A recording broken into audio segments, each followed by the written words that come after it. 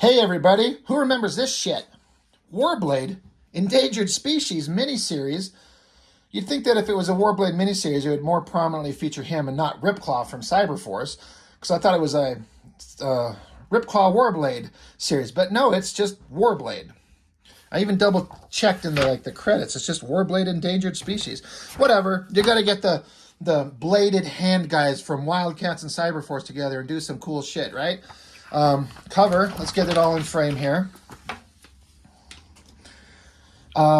This girl with the giant perky nipple titties, she's a character that I can't remember. I think the books must have come out already, where Cyberforce and Wildcats did a crossover. I wish I could remember what it was titled. I was actually just looking. I've got it in the piles of books that we're going to go through, where there was a crossover where this girl had a intimate kind of history with these two characters. And I'm trying to remember if they was introduced here. I don't think it was. I think she was introduced in the Wildcat Cyberforce crossover, and then they were just adding her back into this because she was popular for 5 seconds. And then some random douchebag nobody. Who cares about that? I can't wait to get to those crossovers. The Jim Lee, Mark Silvestri drawn Wildcat Cyberforce crossover. There was some legitimately cool shit in that. And one of the stupidest issues of Wildcats you've ever seen, because there's so much dumb shit that goes on. I can't wait to get to it, but I'm kind of going through these in chronological order. And I've only covered, as of this recording, Wildcats number 3. So we got a couple more issues to go. But anyway, Scott Clark is the artist. I really liked him sort of when he first started, because he's got, you can tell that he cares. The way that he renders muscles, it's all in this Image Comics big bombastic over the top bullshit drawing style that they do. But I feel like he was really trying. He was really going for shadows and color. He does his highlights. I was talking about this recently. I just recently did this the Spawn Wildcats, and for some reason I thought this was first and this came after. But this is, let me double check. I think I just said it. This is Endangered Species, January of 95. So drawing this presumably at the tail end of 94. And the Spawn Wildcats, this thing is January of 96. So like a year later. And again, rest in peace, Scott Clark. He died, I believe, because I was trying to remember in this book, and I was pretty sure that he had passed on, and somebody in the comments said that he had definitely died. I think it was 2013, I believe. So rest in peace to the guy. It sucks that he had to go on. I don't know anything about the man. There was never anything that I ever read about the human being as a guy. But he was drawing comics for Wildstorm, and I feel like he really tried. He was really giving it his all. But it got to a point for me where I'm like, I started to I got sick of his style, his weird exaggerated proportions in his lightings.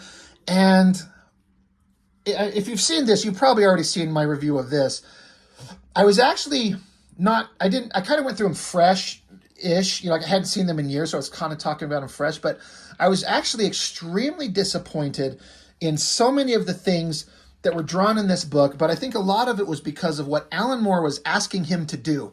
There were things that Alan Moore he'll ask his artist to draw some very complicated stuff that requires a very intense understanding and a skill set. And Scott Clark does not have it. I can imagine this story in this book being much better drawn by somebody else. Imagine if you got back together Dave Gibbons from Watchmen, and they drew this shit. I bet it could be, because he asked him to do so many crazy things that he just does not have the imagination or the skill set to do. And again, I thought that this came first and this second, but it's actually the opposite. This is first and this came second. And I did not like so much of what went on here. So I'm really curious, because I do this on occasion. I pulled this book out, this Warblade. I have not flipped through it. I don't know what's coming. So I can't tell you about the story. I can't tell you about what we're about to see. But if this is before this, and I feel like he was failing artistically here, what is this going to look like? But it could also be just because Alan Moore was asking him to do some complicated stuff that he doesn't have the skill set for. But this is written by somebody else. Maybe he caters the story to something that Scott Clark is better at.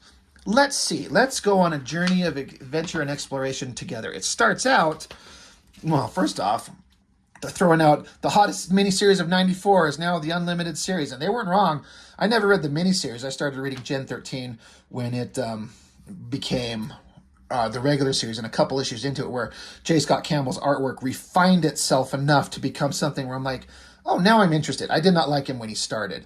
Oh, and thank you to my one viewer. I'm sorry, I can't remember who it is, but one of you pointed out, I could not remember Burnout's name in that stupid Spawn Wildcats crossover. Burnout. Thank you.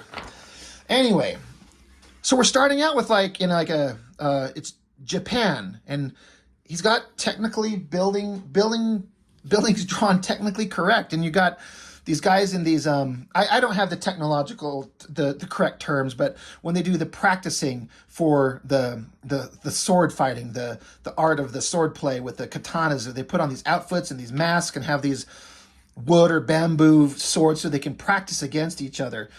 And okay, I'm like, okay, so far, it's I like what's going on. Not a bad kind of opening shot. I mean, it's big open background, but it kind of fits like a big open dojo. It would be a big flat open space. And then even like I'm kind of buying the backgrounds. Like there's not much to it, but it kind of reads exactly perfectly. Like you got the horizon line of like mountains in the distance, and they're not very angular because any mountain range in sufficient enough distance kind of flattens out. It's not until you get really close on them and get low to the mountains looking up at them where all the angles become really prominent. Plus, I'm assuming they're in Japan. I don't think Japan has any giant mountain ranges. I've never been there. Correct me if I'm wrong, but I live in Utah, in basically Salt Lake City, and we live right next to massive mountains. So I'm just used to seeing gigantic mountains everywhere I look. Anyway, not to go off on a tangent, but they're fighting, they're practicing, and there's some words that I presume are correct Japanese phrases. I don't know. Backgrounds go away. That seems to be a thing. But they're practicing. I am once again humbled, Master Bryce, and I believe that is supposed to be Warblade. Green hair, giant fucking guy. He's just huge. Traced a picture of a car. I don't mind. I mean, get a car looking right. It just sucks if you can't draw a car, and I can't. I sit here and talk about, hey, look at my comics. I draw too. I can't draw a car. So if you have one shot of a car one time, that's all you need. Just go pick up a magazine in this era. Pick up a magazine, trace it, get a nice looking car. It sucks if you have to draw a car chase, because then you have to draw this thing in multiple ways. I guess we're into a different scene somewhere, some forest. You got an eagle in sights, and some dude's got a ridiculous over-the-top like sci-fi laser gun, just blows away the fucking eagle. So I guess the only thing that's left is the feather. That's whatever, that's fine. And then it kind of cuts to, again, I'm pretty sure you can tell that Scott Clark got some kind of reference for this background. This looks like, I mean, I'm in Utah here, and there's this stone arch thing. It's not, I guess it's not this, but something similar to this. But it looks like it's referenced from something, like he's actually drawing it. And it's not a bad figure of Ripclaw. That's kind of cool. He always has heavy shadows and lighting on him. But I haven't read this, so I'm not even going to try to pretend what the fuck is going on with the story. He's doing some, because Ripclaw's a Native American, so he's doing some ritual. I don't know. He sees somebody, chases after him. I'm like, there's a jaguar is what it says. Do jaguars have spots like that? I'm not sure. I'm not up on my giant kitty understandings, but I'm pretty sure jaguars like this don't live in like a South American desert. But it says the jaguar is not from around here. In fact, it's been all but hunted to extinction in America. I have no time to question his presence. So at least they're addressing it. They're not just throwing in a giant kitty and like he's just there. It's a good drawing of the cat. It only looks like he's got 3 claws, though. Don't they have 4 and like a small one? Isn't that a paw? Am I wrong on that? I mean, it looks like there's only 3 there and 3 there, but don't they have a different layout of paws? Whatever. Busts out his razor sharp claws, and then again, backgrounds be damned. Tussles with it, slashes at it. The cut is a warning. His shoulder will hurt, but he will recover. I hope this action will cause him to withdraw, to return to his world, and allow me to return to mine. My hope is answered, though my questions are only just beginning. So playing to his strengths, although drawing a kitty is hard, but he must have found some reference because he did a pretty good job here. But the weird angular shapes that Scott Clark likes to draw, I mentioned that a lot on that Spawn Wildcats crossover. And then again, that same fucking like heavy shadow that he does, and they throw that heavy highlight, you know, lighting on them like they do back here. God, this guy loves to do this shit. It's like somebody discovered, like he'll do this heavy lighting, and then they're like, well, we're going to throw this heavy highlight around it, and it really makes the figure pop. He's not wrong. It kind of does, but where's this lighting coming from? Like, there's no backgrounds here. Whatever. Anyway, I'm just spending too much time on this one fucking page. Kind of dig that drawing. That's okay. But he's standing there. Of course, every other Image Comics character's got long fucking hair. It's really stupid. These eyes are kind of cool. That's good. And it's a transition going from Ripclaw's eyes to Warblade's eyes. And Warblade's got the stupidest costume in the history of ever. Not as much as these guys. These guys are stupid. This guy looks like he's naked. It's just his ball sack is in a shadow. I don't know who these guys are, but Warblade's showing up. You got bad guys wearing spandex tights and swords, and I bet there's going to be some fighting. Backgrounds be damned. Whatever's going on. This guy touches himself. Don't we all? He gets this body sheath around him, and the answer came to switching to an energy plasma skin, which allows for maximum mobility regardless of the form of the wearer. Human, Daemonite, whoever wears the skin is undefeatable. So it's like, all right, guys, attack me. And they kick him, they hit him with the mace, they bust their nunchucks on him. The big guy slams into him. No effect. As you can see, Pillar, the design flaws from the previous suits have been eliminated. As a result, we now possess the Persis basis for the Trident, a fitting term for the unstoppable armory systems whose 3 spears will deliver the world to the faction. Jesus Christ, who cares about all this shit he's talking about? Anyway, he's got a super suit, right? And he's selling it to people. He's demonstrating its effectiveness. Kind of like Zorg in The Fifth Element. Sorry, I just watched that movie recently, and so that's prominent on my brain. I should shut up. Oh, no, so that's not Warblade, the guy that they showed earlier. Warblade and this guy are separate. Anyway, I should read these books if I'm going to talk about them, but I don't give a fuck, because the stories always suck. But he's got like a metal hand, jabs into this guy's chest, kills him. Warblade, he doesn't like that. And then, you know, heavy shadowed drawing like Scott Clark likes to do. This is the stuff he excels at. So he's basically getting to draw just all these cool shots. He's not asked to be drawing anything complicated besides cool superheroes standing around in heavy shadows and fighting in blood and guts. He's not asked to draw anything that Alan Moore would ask him to draw.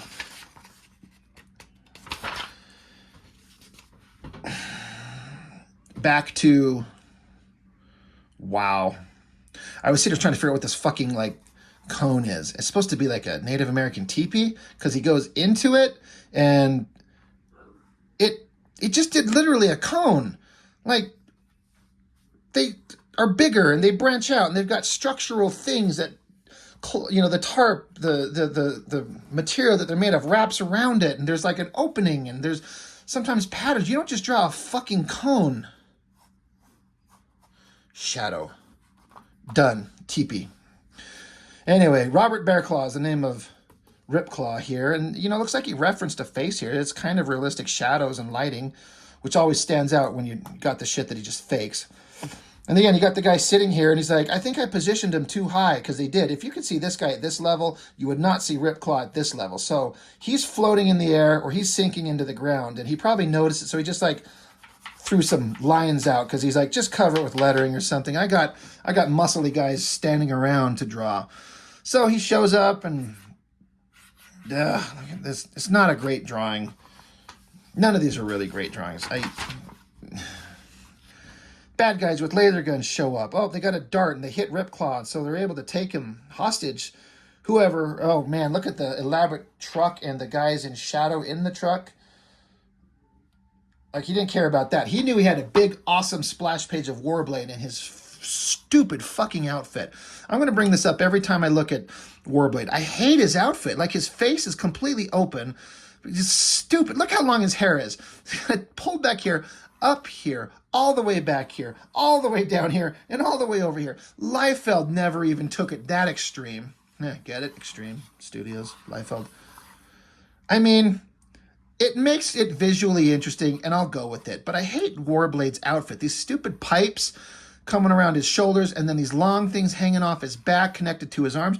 They don't do anything. And for a guy that's like liquid metal dude that can reshape his body, he doesn't need all this extra shit. It's really stupid. It's a fail of design, Jim Lee. It sucks. Backgrounds be damned. Fighting, and somehow Ripclaw's there. I think maybe he's thinking back in the past, because this guy that they had in the previous pages, this guy he's fighting, he used to know him. Man, it's crazy how shitty the drawing suddenly got. You can tell he puts all his heart and soul into this shit, and then these things are like crappy-ass drawings, man. They're some weak-ass shit. He's just failing all over the place. Bad guy's fighting, another bad guy, they're fighting, someone's fighting someone. I don't care. And then he's standing there screaming. And then he's done screaming and gets a rope to take off from a helicopter just tied around his waist. Why don't you just grab onto it by his hand? Warblade's got to stand there. He's got to do heavy shadowed faces, big close-ups. Again, you can tell. You can tell where Mr. Scott Clark, again, rest in peace, brother, his heart and soul was in these shits right here. But look how good these drawings are. And then, like, look at that. He did not care. And then more bad guys shooting guns, killing animals. You got a big giant jet in the sky. Just, there's nothing interesting going on here. Who cares? Because all these Wildstorm comics books were just boring as fuck. But then, oh, look, Ripclaw's on site there. To be continued. Warblade, endangered species. The more I look at these, the more I'm disliking what Scott Clark does. I respect what he was trying to do, but I don't like it. I don't like his work. And that's why I kind of got sick of it for a long time. It's interesting to have this girl on the cover, and she's not in the book at all. I have the others. I don't know how many this goes. Is this a 1 issue, 2 issue? I don't know.